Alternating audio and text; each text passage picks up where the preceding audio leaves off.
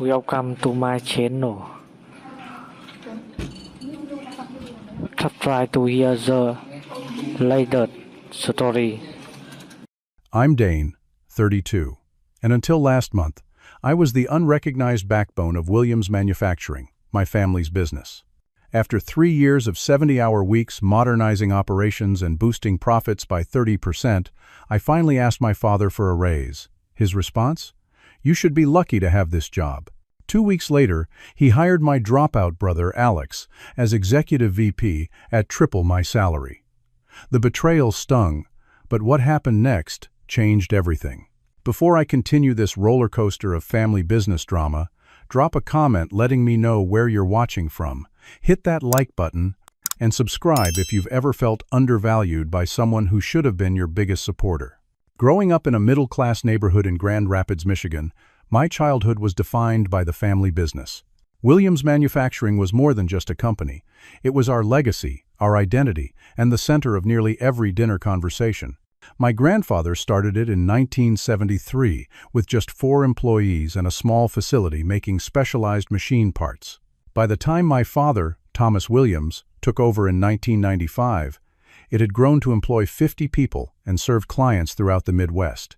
From my earliest memories, I was groomed to be part of this legacy. While other kids spent weekends playing video games or hanging out at the mall, I was touring the factory floor, listening to my father explain the intricacies of metal fabrication and supply chain management. "This will all be yours someday, Dane," he'd say, his hand heavy on my shoulder, his eyes focused on the machinery rather than my face. "You need to understand every aspect of what makes this place tick." My father wasn't an affectionate man. He believed in hard work, discipline, and earning your place in the world. Respect in our household wasn't freely given. It was a currency earned through achievement and dedication. I admired him despite his emotional distance. The way employees nodded deferentially when he walked the floor, the confident manner in which he closed deals with clients twice his size, these were the markers of success I aspired to emulate.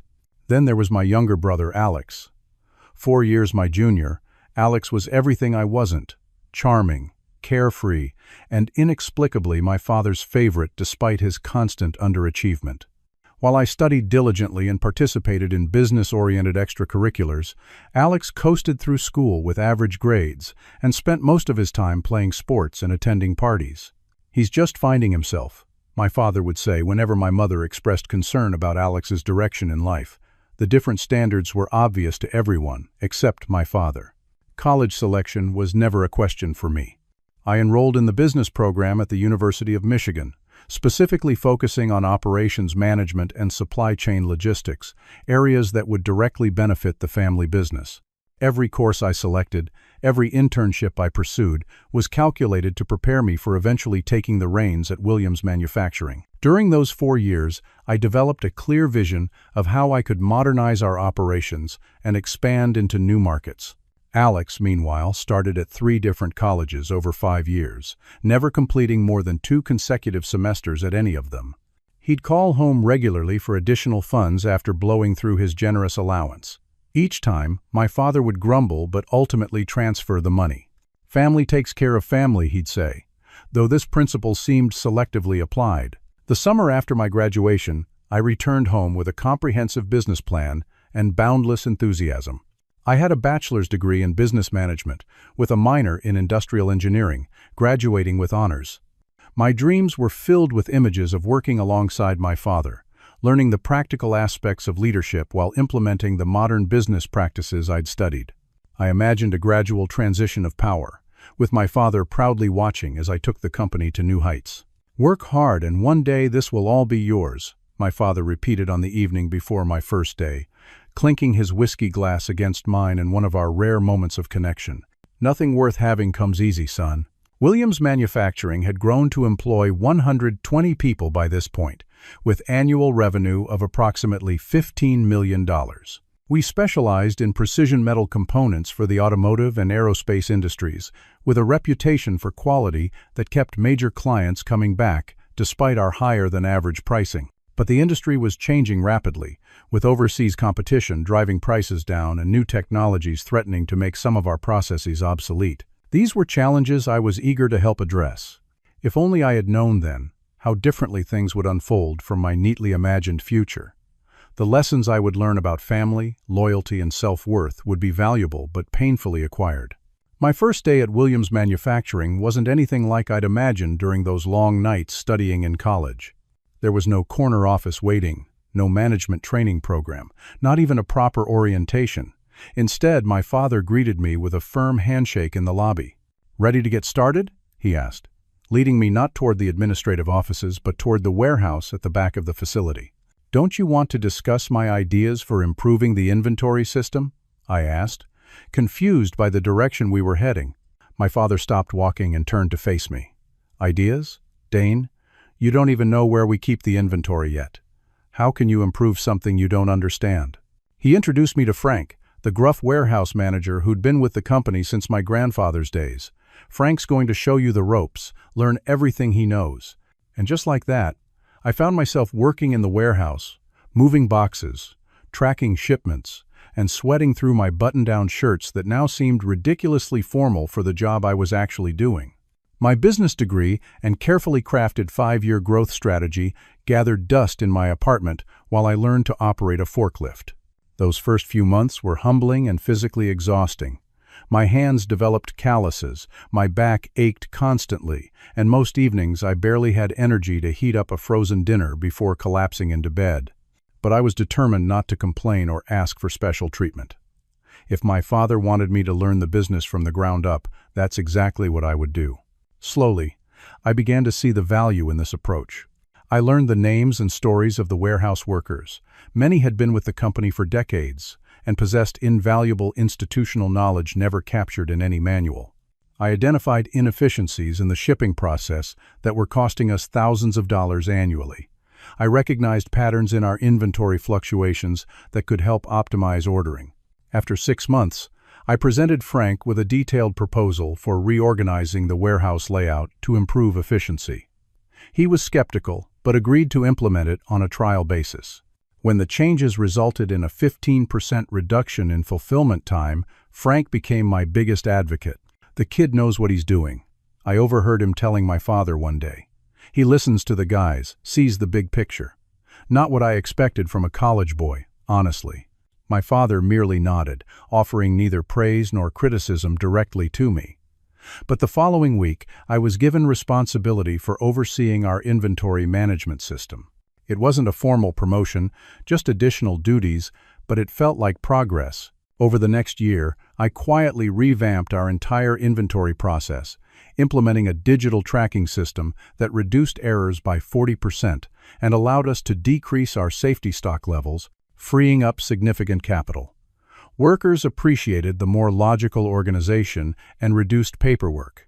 Even my father had to acknowledge the improvement when our year-end audit showed the most accurate inventory counts in company history. 18 months after starting in the warehouse, I was officially promoted to shift supervisor, overseeing a team of 20 workers across warehouse and production. It wasn't the management fast track I'd envisioned, but I felt a genuine sense of pride in having earned the position through demonstrated competence rather than family connection.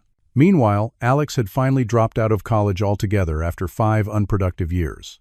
He launched a series of short-lived ventures, a protein shake business, an app idea he never actually developed, and briefly, a sports betting consultancy that flirted with legality.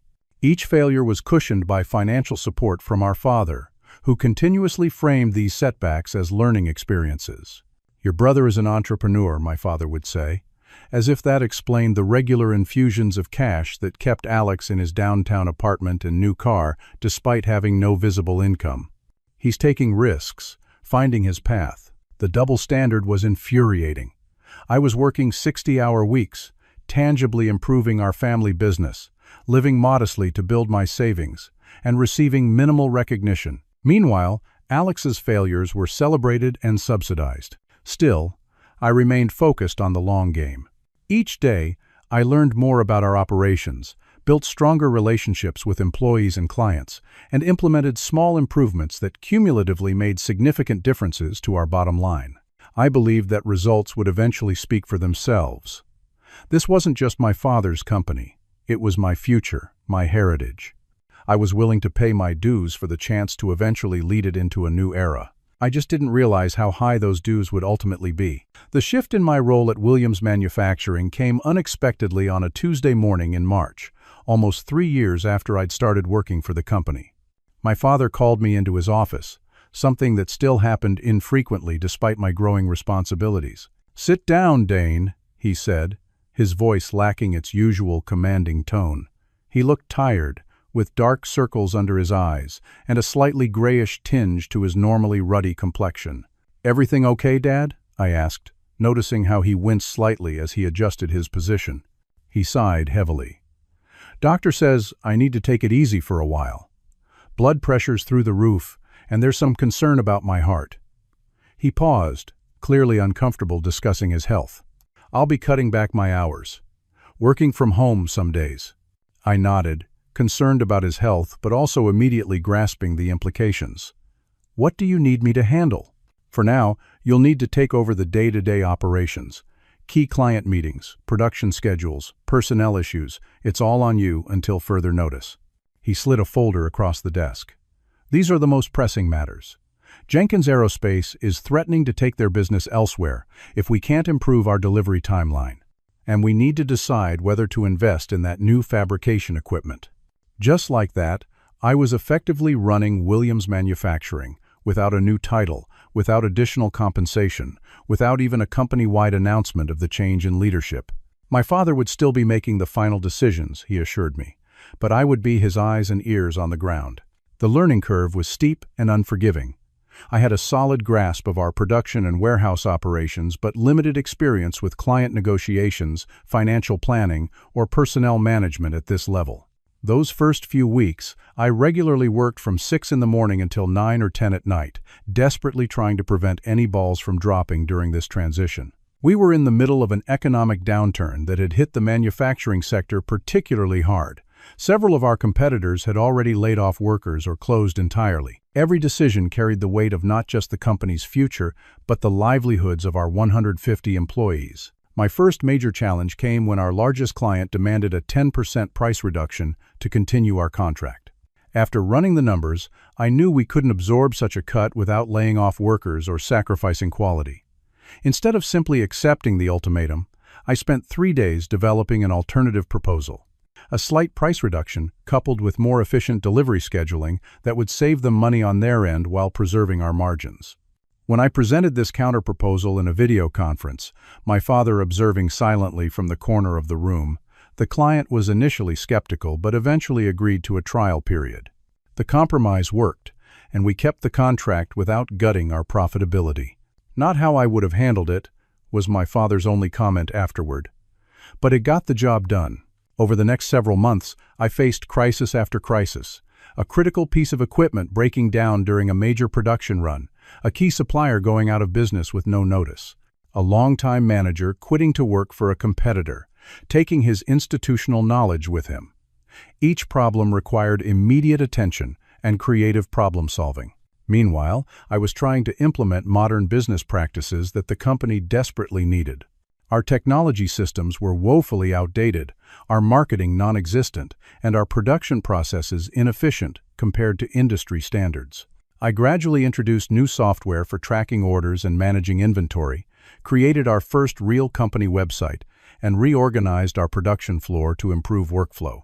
My father resisted many of these changes, particularly anything technology-related. "We've survived 40 years without all these fancy computer systems," he'd argue.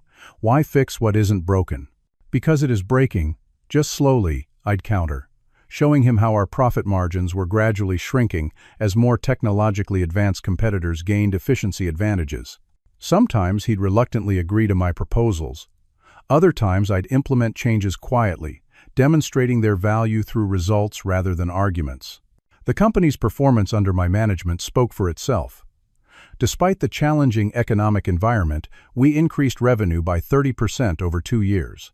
I secured several major new contracts, including one with a renewable energy company that opened an entirely new market sector for us. Our workforce grew to 180 people, and for the first time, we were attracting young, educated talent rather than just experienced manufacturing workers.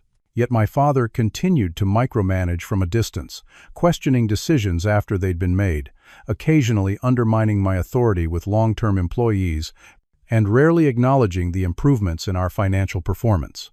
In management meetings, he would sometimes dismiss my ideas in front of others, only to later present modified versions of the same concepts as his own. The strain began to take a toll on my personal life. At 32, while my college friends were advancing in their careers, starting families, and enjoying the fruits of their hard work, I was perpetually exhausted, constantly on call, and still living like a recent graduate financially.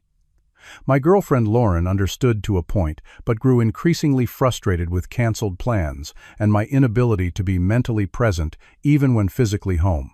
"You're building someone else's dream," she told me one night after I'd spent our entire dinner date answering emails, "and he doesn't even seem to appreciate it." "It's not someone else's dream," I'd insisted. "It's my family's legacy, my future." But as months passed with no formal recognition of my role, no adjustment in compensation, and no clear path toward official leadership, I began to question whether that future would ever truly be mine. I was effectively serving as CEO without the title or appropriate salary, putting my life on hold for a promise that seemed increasingly hollow. Still, loyalty to my father and to the employees who depended on the company's success kept me pushing forward, hopeful that eventually my contributions would be properly acknowledged. After 3 years of effectively running Williams Manufacturing and achieving record profits, I decided it was finally time to have a direct conversation about formalizing my position and adjusting my compensation accordingly.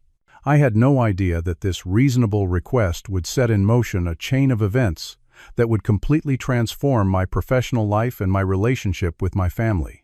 The company had just closed its best financial quarter ever. Our newest production line was operating at full capacity, fulfilling orders for our expanded client base. Employee morale was high thanks to the profit-sharing program I'd implemented, and we'd been featured in an industry publication as a traditional manufacturer successfully bridging into the digital age. The timing couldn't have been better to discuss my future with the company. I spent a weekend preparing for the meeting with my father. I created a comprehensive presentation documenting the company's growth under my management. Revenue increases of 35%, profit margin improvements of 12%, employee retention up 20%, and customer satisfaction scores at an all-time high. I included specific examples of critical decisions I'd made that positively impacted the bottom line, innovations I'd introduced against resistance, and relationships I'd built or salvaged with key clients. I also researched comparable executive compensation packages in our industry and region, ensuring my request would be reasonable and market appropriate. The numbers confirmed what I already suspected. I was severely underpaid for my responsibilities, making roughly 60% of what someone in my position should be earning. On Monday morning, I arrived at the office an hour early to review my presentation once more. My stomach knotted with anticipation, but I felt confident in the objective strength of my case. This wasn't about entitlement or family favors. This was about fair compensation for demonstrated value. At 9 o'clock sharp, I knocked on my father's office door. "Come in, Dane," he called. He was seated behind his large oak desk, the same one that had belonged to my grandfather. At 63, Thomas Williams remained an imposing figure despite his health issues, broad-shouldered, with a full head of silver hair and piercing blue eyes that missed nothing. "I've been wanting to discuss something important with you," I began, taking the seat across from him. "It's about my role here and my future with the company." He nodded, his expression neutral. "Go ahead." I opened my laptop and launched into my carefully prepared presentation. For 20 minutes, I walked him through the company's transformation under my leadership, highlighting key metrics and achievements. I spoke about my commitment to our family legacy and my vision for the company's continued growth. "As you can see," I concluded, "I've effectively been functioning as Chief Operating Officer for the past 3 years, with results that speak for themselves. I believe it's appropriate to formalize this role and adjust my compensation to reflect my responsibilities and contributions. Based on industry standards, a salary of $120,000 annually would be fair, compared to my current $70,000. I closed my laptop and waited for his response, expecting perhaps some negotiation or at least acknowledgement of my achievements. Instead, my father leaned back in his chair and uttered words that would forever change our relationship.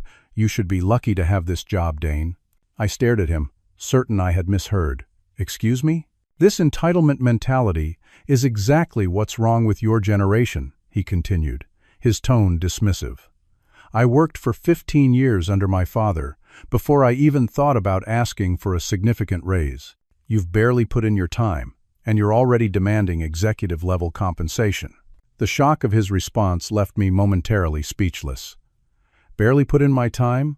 I'd been working 70-hour weeks for years, sacrificing my personal life, pouring everything into this company. "Dad, I'm not demanding anything," I finally managed. "I'm requesting fair compensation for the value I've created. The company has never been more profitable than under my management." He waved a hand dismissively. "Management is a strong word. You've been implementing my vision, using the foundation I built. Yes, you've made some improvements with all these new technologies, but the heart of this business, the client relationships, the reputation for quality, that comes from 40 years of hard work before you ever set foot on the factory floor." Each word felt like a physical blow. I struggled to maintain my composure. "I'm not diminishing what you built," I said carefully, "but for the past 3 years, I've been making 90% of the operational decisions. I've modernized our systems, expanded our client base, improved our margins." While drawing a salary and gaining invaluable experience, he interrupted. "Most people would kill for the opportunity you've had. Do you know how many of our employees work just as hard as you do for far less? Do you think they're all demanding 40% raises?" "They're not running the company," I pointed out, my frustration mounting. My father's expression hardened. "Neither are you, Dane. You're helping me run my company. There's a difference." The emphasis on "my" wasn't subtle, and it confirmed what I'd increasingly suspected. He had no intention of truly passing the reins anytime soon, regardless of his health issues or my contributions. "When I started working here, you said, 'Work hard and one day this will all be yours,'" I reminded him. "I've been working harder than anyone for years. When exactly does one day arrive?" "When you've earned it," he snapped. "When you demonstrate the maturity to understand that business isn't just about fancy presentations and technology upgrades. It's about patience, loyalty, and respecting those who came before you." We went back and forth for another 30 minutes, the conversation growing increasingly heated. He dismissed every accomplishment I highlighted, framed every innovation I'd introduced as merely an extension of groundwork he'd laid, and repeatedly emphasized how fortunate I was to have a guaranteed position in the family business. By the end, it was clear that no evidence or argument would sway him.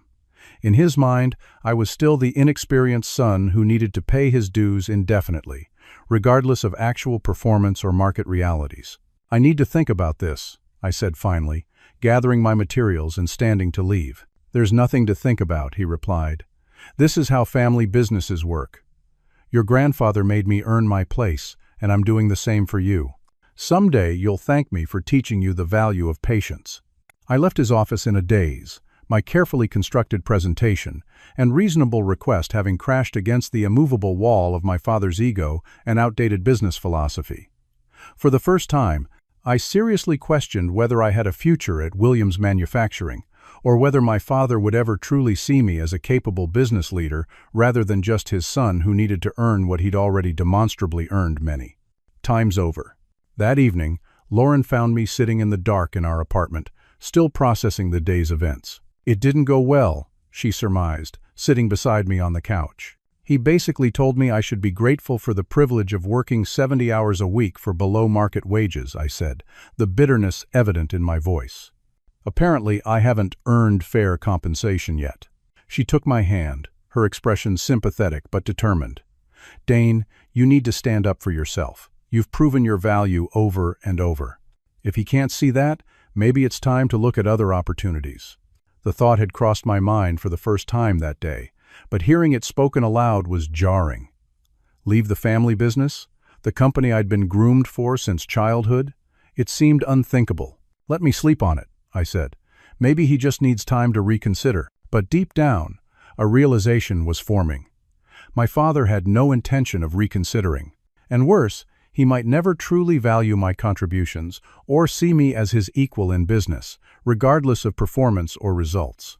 What I didn't know was that the most painful betrayal was yet to come. 2 weeks after my failed salary negotiation, my father called an all-company meeting in the conference room, something that typically happened only for major announcements. I arrived early, curious about the purpose, but not particularly concerned. Perhaps he'd decided to formally acknowledge my role after reflecting on our conversation. Or maybe we'd landed that major aerospace contract I'd been nurturing for months. Employees filed in, filling the room with speculative chatter. My father entered last, and to my shock, Alex was with him. My brother had visited the factory perhaps 3 times in the last 5 years, always briefly and with obvious disinterest. Yet here he was in a crisp suit that looked newly purchased, his usually casual demeanor replaced with an attempt at corporate seriousness. My father called the room to attention, standing at the front with Alex at his side. "Good morning, everyone. Thank you for taking time away from your important work for this announcement." His voice carried an enthusiasm I rarely heard these days. "Today marks an exciting new chapter for Williams Manufacturing. I'm thrilled to introduce the newest member of our executive team, my son Alex, who will be joining us as Executive Vice President of Business Development." The room remained silent for a beat too long before scattered applause broke out. Employees exchanged confused glances. Everyone knew Alex had no manufacturing experience, no business development background, not even a completed college degree. I sat frozen, unable to process what was happening. Executive Vice President? A title that had never existed in our company structure, a position that effectively outranked my unofficial role, created out of thin air for my brother who had never shown the slightest interest in the family business. "Alex brings fresh perspectives and innovative thinking to our leadership team," my father continued, either oblivious to or deliberately ignoring the uncomfortable atmosphere in the room. "His entrepreneurial experience will help guide our company into new markets and opportunities." Entrepreneurial experience?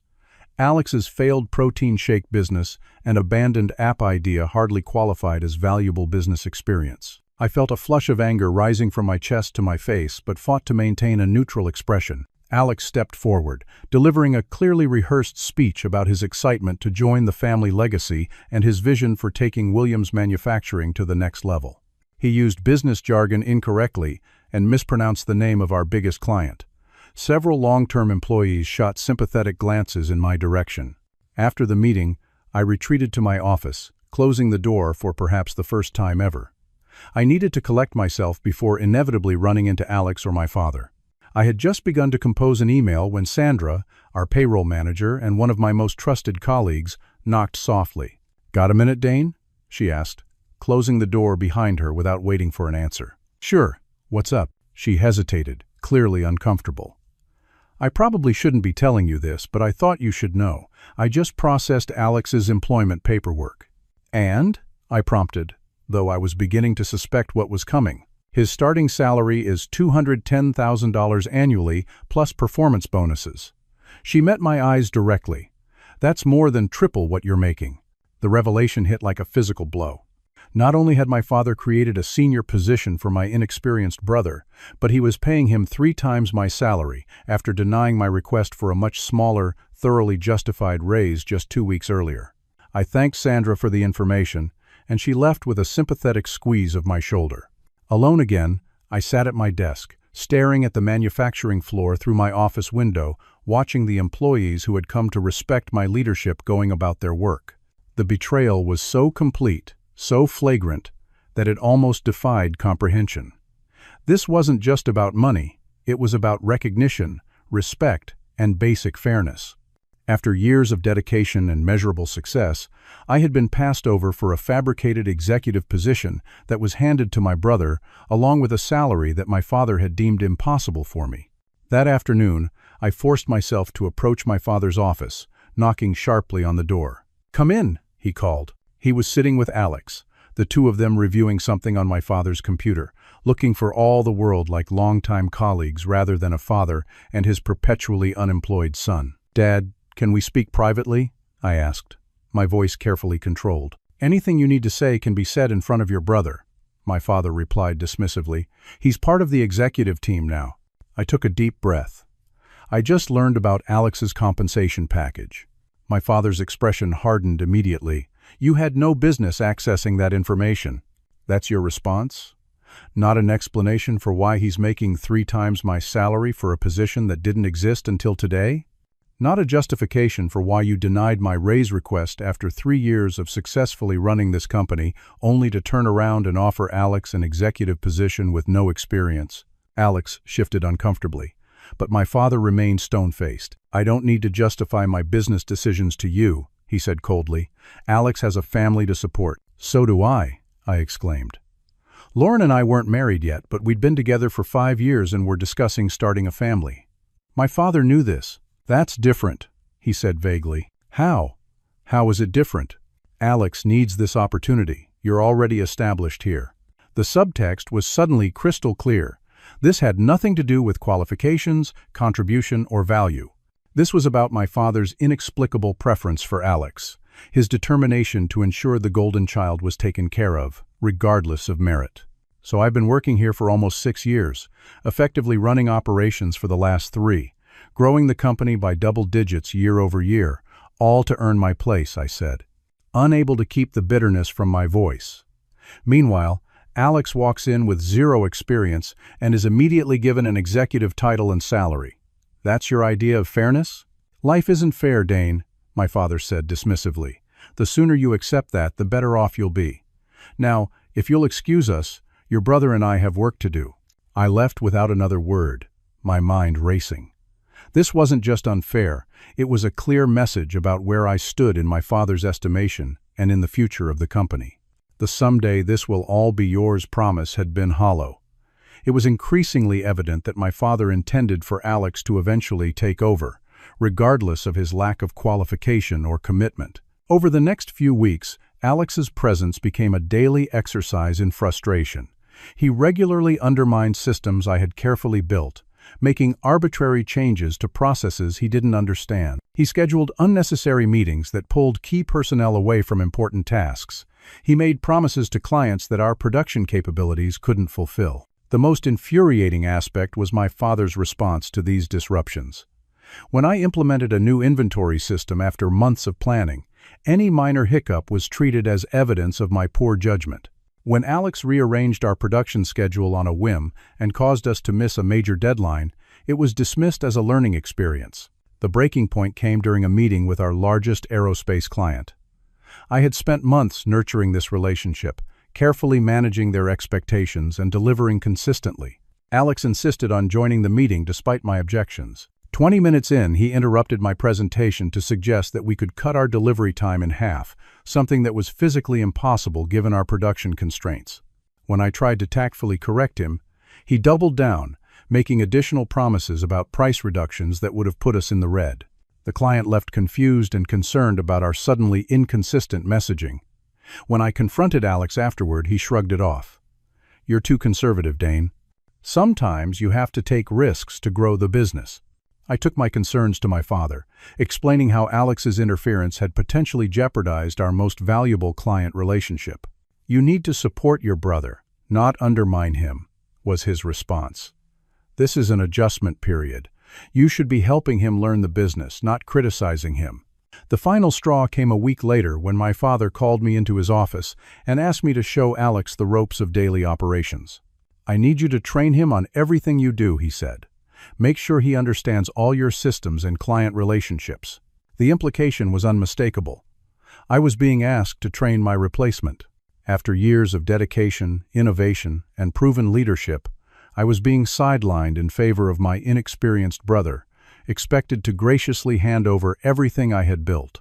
That evening, I discussed the situation with Lauren for hours. She had been patient with my devotion to the family business for years, but even she had her limits. "They're exploiting your loyalty," she said plainly.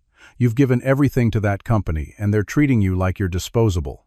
You deserve better, Dane." For the first time, I truly heard her. I did deserve better. I had proven my value not just to Williams Manufacturing, but to the entire industry. My skills, experience, and track record of success were objectively valuable, even if my father couldn't or wouldn't see it. That night, I drafted my resignation letter. After 6 years of pouring my heart and soul into the family business, I was walking away. The decision was painful but necessary, not just for my career, but for my self-respect. The resignation letter was short but comprehensive. I detailed my contributions to the company, expressed gratitude for the opportunities I'd been given, and stated clearly that I would be leaving in 2 weeks.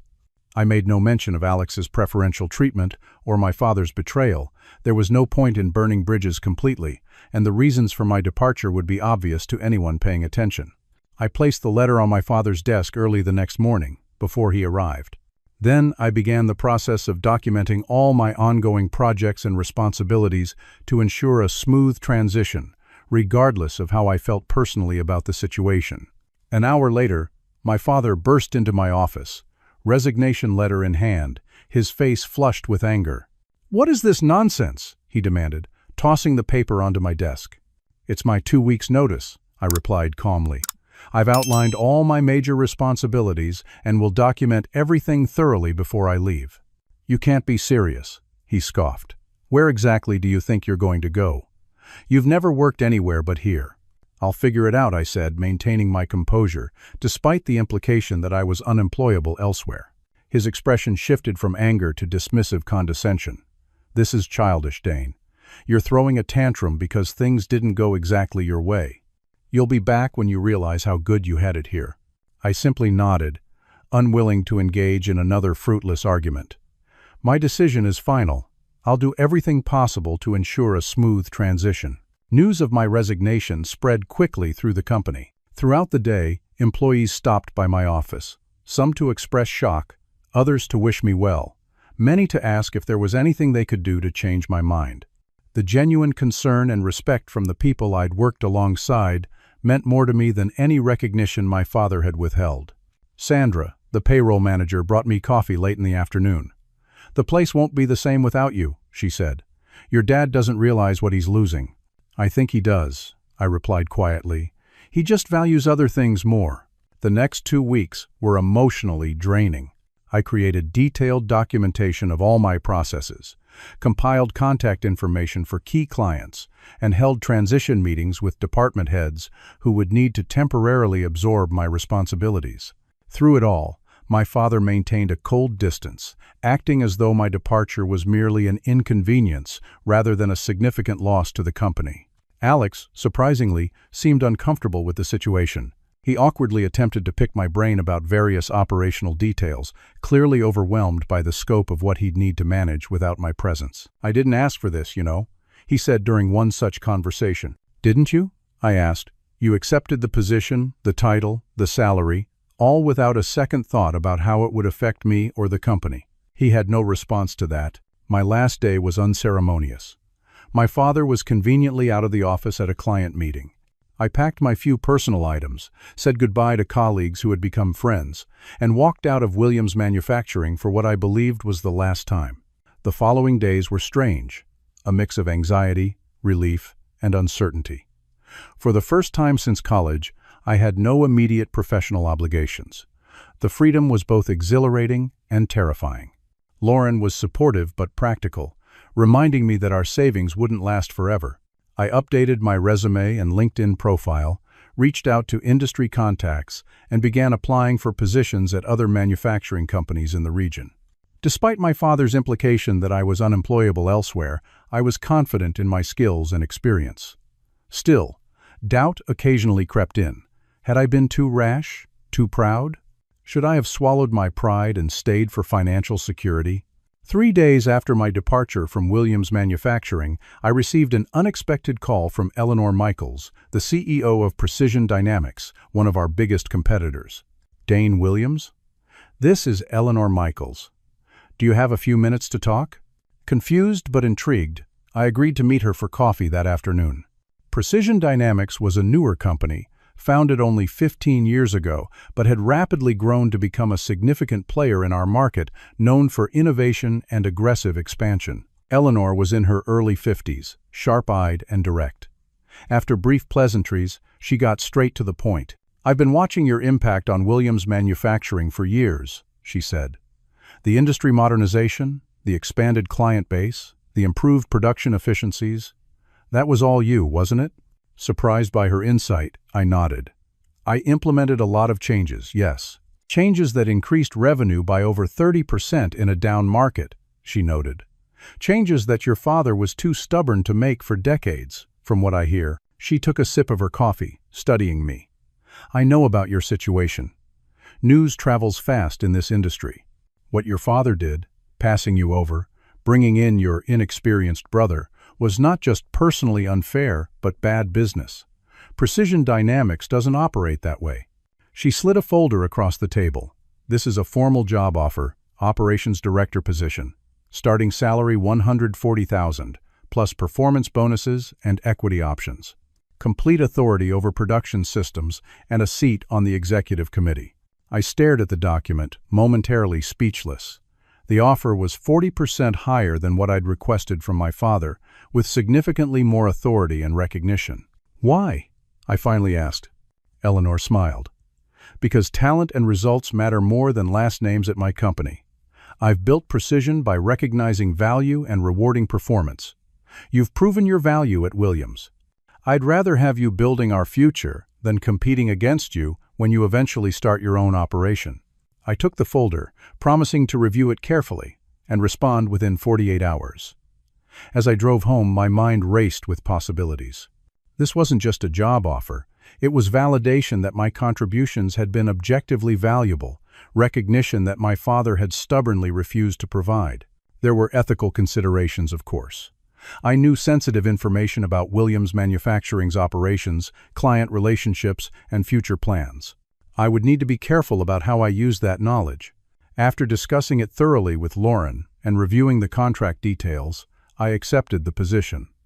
When I called Eleanor with my decision, she sounded genuinely pleased. "Welcome aboard, Dane. We're expecting great things from you." My first day at Precision Dynamics couldn't have been more different from my experience at Williams Manufacturing. I was given a proper orientation, introduced to the executive team as a valued new leader, and presented with a clear outline of expectations and authority. Eleanor personally walked me through their current operations, highlighting areas where my experience might bring immediate improvements. "We've built a solid foundation," she explained, "but we need someone with your vision to take us to the next level." The contrast with my father's perpetual dismissal of my contributions was striking and affirming. Here, my ideas were welcomed, my experience valued, my potential recognized. Within weeks, I began implementing some of the same innovations that had proven successful at Williams, but had often been implemented against resistance. At Precision, these changes were embraced enthusiastically, with employees at all levels engaged in the improvement process. 3 months into my new position, we secured a major contract with an aerospace client, the same one whose meeting Alex had disrupted with unrealistic promises. They had been unhappy with Williams' inconsistent messaging and declining quality since my departure, and were eager to work with a company that combined traditional manufacturing expertise with modern business practices, exactly the balance I had always advocated for. The success was bittersweet. I took no pleasure in Williams Manufacturing's struggles, knowing how many good people still worked there. But there was undeniable satisfaction in proving that my business approach was valid and valuable, regardless of my father's assessment. As I drove home that evening after finalizing the new contract, I reflected on how dramatically my professional life had changed in just a few months. I had gone from undervalued family employee to respected executive, from fighting for recognition to being actively sought for my expertise. The painful rejection by my father had ultimately led to an opportunity I might never have pursued otherwise. Sometimes, I realized, what feels like failure is actually redirection to a path better suited to your talents and worth. 1 year after joining Precision Dynamics, I stood in our expanded facility, watching the newly installed production line in operation. Under my leadership, the company had grown by 45%, added 67 jobs, and was now competing directly with Williams Manufacturing for industry leadership. My team had just successfully completed the largest single order in company history, a complex aerospace component that required precision engineering and innovative manufacturing techniques. The project had come in under budget and ahead of schedule, further cementing our reputation for excellence and reliability. Eleanor appeared beside me on the factory floor, observing the smooth operation with evident satisfaction. "The board approved your proposal for the new research division," she said. "Full funding, just as you requested. They were particularly impressed with the projected return on investment timeline. "Thank you for your support," I replied. "This will position us to stay ahead of industry changes for years to come." She smiled knowingly. "No need to thank me. This is why we hired you. Vision, execution, results. Exactly what we expected." The simple acknowledgement of my value was still refreshing after years of fighting for recognition at Williams. At Precision, my contributions were neither dismissed nor taken for granted. They were appreciated and rewarded. Later that afternoon, I received an unexpected call from Sandra, my former colleague from the family business. "Dane, I hope I'm not overstepping," she began hesitantly. "I thought you should know that things aren't going well at Williams." According to Sandra, the company had lost several major clients since my departure. Production efficiency had declined significantly, with quality control issues becoming increasingly common. Alex had implemented a series of poorly conceived changes that had disrupted long-standing processes without improving results. "Your father won't admit it, but everyone knows the company hasn't been the same since you left," she said. "Last week we lost the Kendall contract. They've been with us for 20 years. I felt a complex mix of emotions at the news: concern for the employees whose livelihoods depended on the company's success, vindication that my contributions had indeed been as valuable as I'd believed, and a lingering sadness about the entire situation. "How's Alex handling things?" I asked. Sandra hesitated. "He's in over his head. Everyone can see it, including your father, I think. But he's too proud to admit he made a mistake." The conversation left me reflective. I had moved on professionally, finding success and recognition that exceeded my expectations. But the family rift remained painful, a wound that success alone couldn't heal. 2 days later, my phone rang with a number I immediately recognized: my father's mobile. "Dane," he said, his voice lacking its usual confidence. "Do you have a few minutes to talk? We agreed to meet at a neutral location, a coffee shop halfway between our respective offices." When I arrived, I was struck by how much older my father looked after just 1 year. The strain of the company's struggles was evident in the new lines on his face and the slight stoop of his shoulders. He didn't waste time with pleasantries. "We lost the North Star Aerospace contract yesterday. They're going with Precision now." I nodded, unsurprised. North Star had been unhappy with Williams' inconsistent quality for months, according to my industry contacts. "I heard Precision offered innovations in the manufacturing process that significantly reduced production time," my father continued, watching me carefully. "Your innovations, I assume." "Similar to ones I tried to implement at Williams," I acknowledged. He sighed heavily, staring into his coffee. "The company's struggling, Dane, more than I care to admit publicly." I waited, sensing there was more he wanted to say. "I may have been hasty in some of my decisions last year," he said finally, the closest thing to an admission of error I had ever heard from him. "The company needs stability, experienced leadership, someone who understands both the traditional values and the modern requirements of the industry." I realized he was working his way toward a job offer, a chance to return to Williams Manufacturing, perhaps with the title and compensation I had originally requested. "I appreciate the acknowledgement," I said carefully, "but I'm in a good situation now. Precision values my contributions. My work is respected and rewarded appropriately." "This is your family's legacy," he reminded me. "Your grandfather built this company from nothing. Are you really willing to let it fail?" The manipulation was so transparent it was almost sad. He wasn't acknowledging his mistake or my value. He was trying to use my sense of duty and family loyalty to solve his business problem. "Dad, I will always care about Williams Manufacturing," I said honestly. "It was a huge part of my life, but I've moved on. I'm building something new now, something that recognizes and values my contributions." "So that's it?" he asked, anger briefly flashing through his disappointment.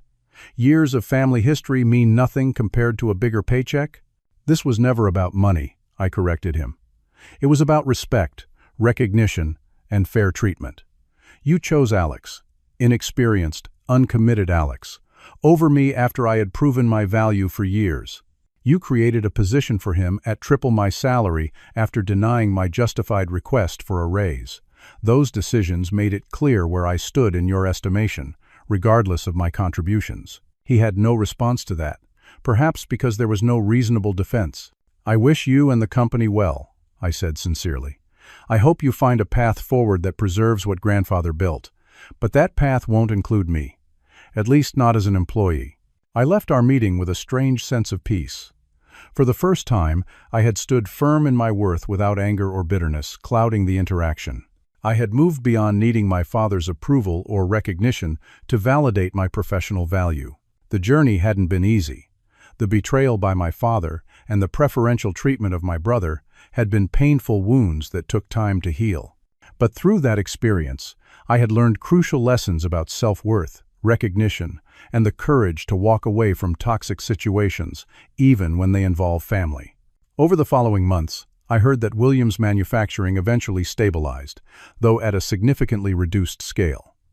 Alex eventually left the company, moving on to another venture funded by my father. Our family relationships remained strained but civil, with holiday gatherings marked by careful conversation that avoided business topics. Meanwhile, I continued to thrive at Precision Dynamics. My innovation initiatives expanded the company's market share, and my leadership style fostered a corporate culture of respect and recognition that attracted top talent in the industry. Within 2 years, I was promoted to Chief Operations Officer with an ownership stake in the company. Lauren and I married and started the family we had postponed during my years of underpaid overwork at Williams. We bought a home, established roots in our community, and built a life that balanced professional achievement with personal fulfillment. The painful experience with my family business taught me that knowing your worth isn't enough. You must also have the courage to act on that knowledge, even when it means walking away from something you've invested years building. It taught me that loyalty should be reciprocal, not exploitative. Most importantly, it showed me that sometimes the greatest opportunities come disguised as painful rejections. I no longer harbor resentment toward my father or brother. Their actions, however hurtful, ultimately pushed me toward a path better suited to my abilities and worth. Perhaps someday we'll rebuild our relationship on healthier terms. Until then, I'm focused on creating the kind of work environment I always wished for at Williams. One where contribution is recognized, innovation is encouraged, and people are valued for their actual worth rather than their position in a family hierarchy. Have you ever had to walk away from a situation where your contributions weren't valued, even though it meant leaving something you cared about deeply? Drop your experiences in the comments below. Sometimes, the hardest decisions lead to the most rewarding outcomes. Don't forget to like this video if my story resonated with you, subscribe to hear more real-life workplace journeys, and share with someone who might be struggling to recognize their own worth. Remember, knowing when to walk away is often as important as knowing when to stay. Thanks for listening to my story, and I wish you the courage to value yourself even when others don't.